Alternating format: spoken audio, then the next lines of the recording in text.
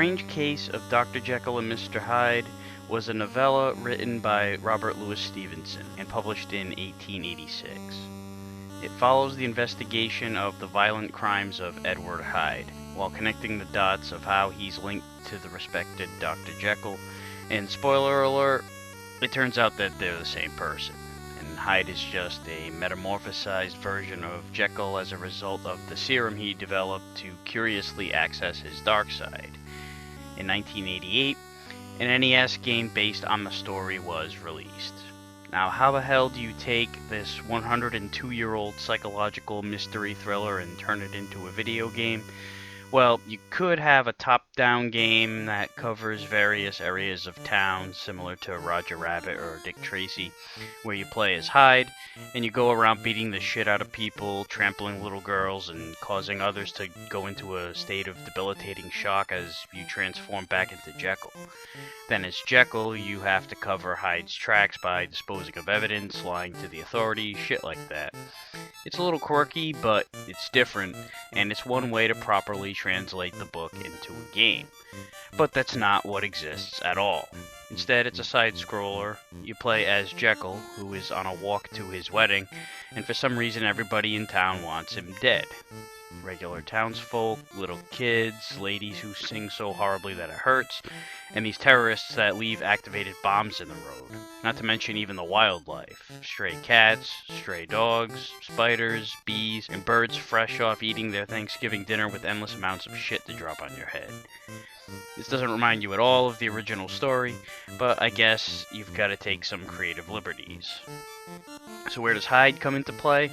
Well, aside from your life bar, you also get a meter that represents how close you are to transforming into Hyde. Different enemies and hazards will affect your life bar or your Jekyll meter.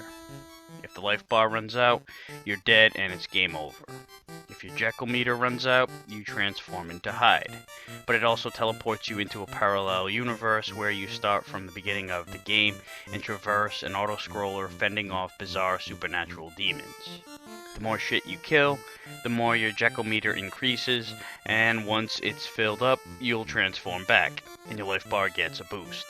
As Hyde, you can get a game over by running out of life, or if you reach the same location in the game that you're currently at as Jekyll.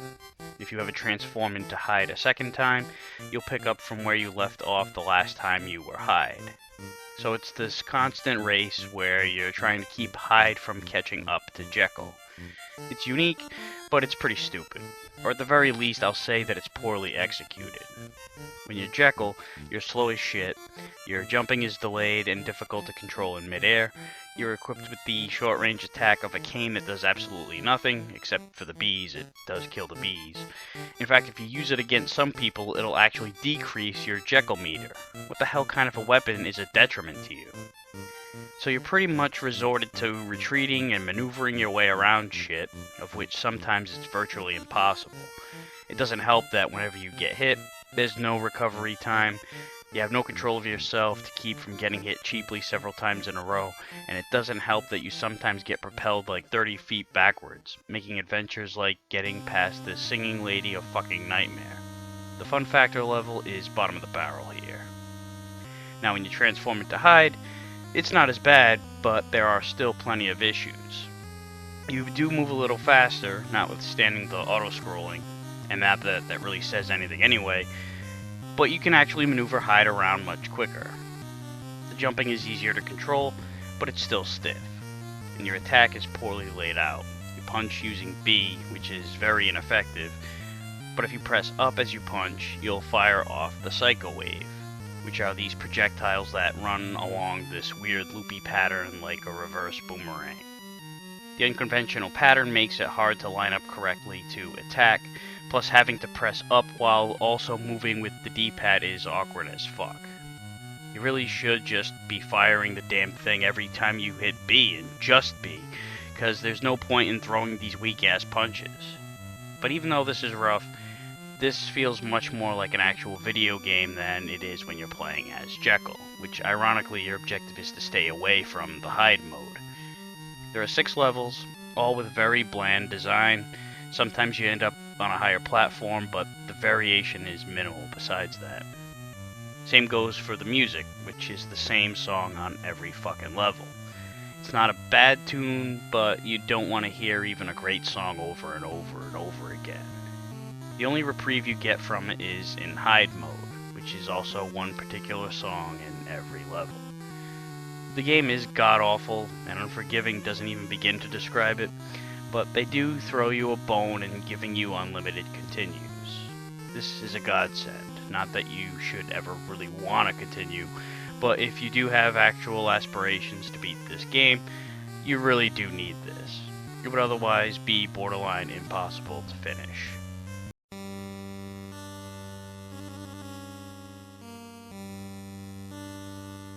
Now before I start the walkthrough, I'll go over the enemies in Hyde mode. Since the levels are all the same, but in reverse, there's no need to really go over them all twice. Especially since there's not much different about each stage in Hyde mode. You're just getting a different dose of essentially all the same shit, just in a different arrangement. So first you've got these legged brains that just hop around. Blast them. Then there are red balls that float overhead and split into cascading pieces. Try to slip between them. These green faces that fly across the screen slowly, then its jaw hits the floor and it dashes towards you. Fire at will, or jump over it if you can. This lady that seems harmless enough at first, but similar to the green face, it's all deception. She turns into a huge fucking snake and attacks. Keep your distance and blast away, or let it disappear. Then there are these little guys that are fairly quick, but all they do is run at you. There's baby demons that crawl across the floor and then transform into, I guess it's adult form, and dashes towards you. There's also a flying creature that fires projectiles at you out of a trumpet. This is one of those ones where the Psycho Wave's weird pattern actually helps. And finally, this large face that sends fireballs your way. Try to slip between them. There's one more, but we'll get into that one later. But for now, on to Jekyll. The game begins with a quick cutscene of Jekyll walking out of his house, and the first level begins. Now before you do anything, keep in mind that an effective technique with just about any enemy in this game is, once they appear on screen, stop walking entirely. It'll let you deal with the hazard in front of you and not allow any more on the screen at the same time. It's a bit tedious, but this is a tedious game anyway. If you're gonna beat a tedious game, you might as well go all in. So you'll first encounter a couple of random people in gray clothes. They can't harm you unless they run, which seems to happen out of nowhere, so be ready to jump over them. Then you'll come across this top-hatted prick that's probably an ancestor of the Unabomber, because all he does is leave bombs behind to fuck your shit up. He walks along like a normal human being, but when you cross his path, he'll leave the bomb and take off. You need to get away as fast as you can, which isn't very fast at all since you can't fucking run. So as soon as you make contact with him, slowly walk as far away from the bomb as you can. I prefer to turn and walk in the opposite direction so as not to trigger any more hazards from the front, and jump up into the air to get yourself a little further out of the explosion's range. But you'll see this motherfucker countless times throughout the game, many of which in this stage. And when you get to later stages, the duration of the fuse gets shorter and shorter. So it's more imperative to get the fuck away from this shit later on. Also keep in mind that this does a fuck ton of damage to your Jekyll meter. Then this annoying kid with a slingshot shows up. You'll see him line up his shot for a second. Be ready to jump over his attack from there. Then there's a spider that hangs from a tree. Wait for it to rise before passing. Then a cat will pass by. It'll walk around and can pass by you harmlessly, but if something triggers it, like a bomb or some other sudden movement, then it'll freak out and run across the screen, sometimes not even needing something to scare it. It'll just freak out for no reason. So I just jump over it, even when it's calm. I simply don't trust it. Then there are dogs too. These guys will always be in attack mode, and they'll run about halfway across the screen, swing back and head backwards, and then spin again and run in the original direction once more. Best bet is to stay in one spot, jumping over it so it passes under you twice, and then jump again after his second turnaround. After dealing with several instances of all the previously mentioned hazards, you'll reach the end and it's on to the next stage. At the beginning of stage 2, you'll encounter some birds that fly overhead, and all they seem to want to do is shit on your head. They'll drop one or sometimes two turds at a time, so position yourself accordingly and watch out for whatever else might be around you. Then you've got this rude as shit gravedigger who shovels big ass hunks of dirt along the pedestrian walkway. The patterns seem random as far as where the dirt will go, but after each shovelful, he'll glance around, giving you a few seconds to pass by. But due to how fucking slow you are, you don't have enough time to pass through without likely getting hit. Thankfully, this drains only your hide meter and not your life. Most of this stretch on the stone path is littered with cats, dogs, and bombers, with a few of the annoying gravediggers sprinkled in there. When you come back down to the dirt path, you're at the home stretch with more cats, dogs, bombers, and birds with the shits. You'll reach the gate of the cemetery, which is guarded by a dog. Get past it, and you're on to the next level. It starts off with some slingshot kids and bombers. When you get to the spider, you're not going to be able to pass him without dealing with this bomber first. It'll keep respawning if you try the retreat technique, so you're going to want to just walk past him and jump when the bomb goes off. When you approach the stone walkway, you'll come across a few bees that slowly fly above you and drift down in your direction. Keep your distance when it gets closer, wait for it to go back up, and then move on. Funny thing is, like I mentioned earlier, this is the only enemy in the game you can actually damage with your stupid cane. You've got some dogs along the way here too, as well as more bombers, but they're down low so you're immune to the explosions, but they will piss off the cats. Down the home stretch is this fucking bitch that sings so poorly that it drives you insane and will drain your Jekyll meter, which makes sense. I mean, just listen to this out of tune bullshit. It's draining my Jekyll meter too. The musical notes that serve as the projectiles are all over the place. It's like that gravedigger on crack. There's almost no possible way to get through this unscathed. The shit is everywhere and it's unpredictable. If you've got enough Jekyll meter to get through, you're at the end of the level. Otherwise, you might have to battle some demons for a bit before restoring your sanity. There is, however, an alternate way to get past her. In hide mode, you'll collect coins from some of the enemies, so if you have enough, 8 coins to be exact, you can basically bribe her to stop. This is the only use of the coin throughout the game. Stage 4 is when this shit really starts hitting the fan. You're fucking bombarded by just about everything you've seen before all at once. The regular townspeople that gain momentum and charge at you, the annoying kid, spiders, and bombers. There's never any breathing room in this early segment, and you're almost guaranteed to take some hits along the way. And there's no real pattern either. It seems like sometimes you'll see the kid pop up in this spot, but not always. And sometimes he lines up to fire right away, sometimes he doesn't. Sometimes these people will charge, sometimes they don't. Sometimes the spider will rise and quickly drop, sometimes it gives you the time to wander under. It's as predictable as the fucking flying pattern of a goddamn moth. But probably the most annoying part of this early segment is the fact that now the bombs have a shorter fuse. You don't have nearly enough time to get away from it, and you can't keep going right. You just don't have the time to get away, so you have to turn around, and you have to do it just before he reaches you. And you're bound to run into more bullshit as you do so. So, damned if you do, and if you don't, you're damned too. Fuck this shit. Your best bet is to probably just try your luck as Hyde, and get yourself back to Jekyll as quickly as possible. In any event, you'll finally reach this stone walkway, and you've got some more birds with the shits, and an out-of-tune singing lady. After that, you've got this bird hunter down below that shoots birds out of the sky. Good news is that means less birds shitting on you, but the falling corpses will hurt you. And you guessed it, there's no pattern or anything to hint where they'll land. You'll just have to react as quickly as you can. Oh yeah, there's a statue of a child taking a piss throughout all this.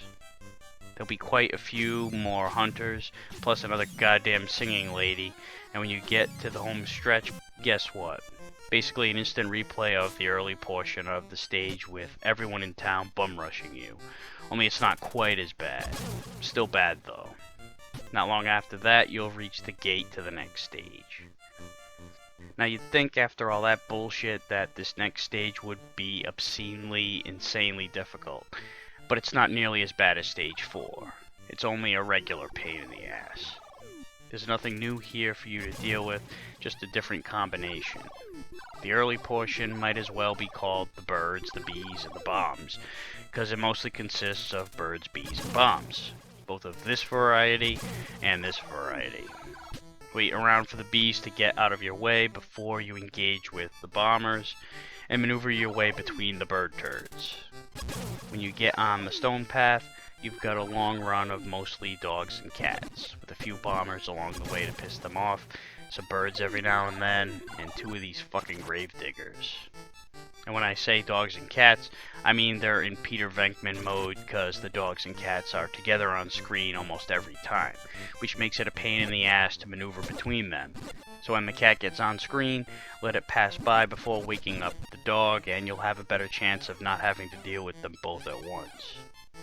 Toward the home stretch, after dealing with more bombs, bees, and dogs, you've got this fucking singing lady again right at the gate. Force your way through this shit, or pay her off, and move on to the final stage. Now after stage 5 was a relatively mild stage in comparison to the nightmare of stage 4, the hope here is that stage 4 was an outlier, and will just stay the course with only a moderately ridiculously difficult stage.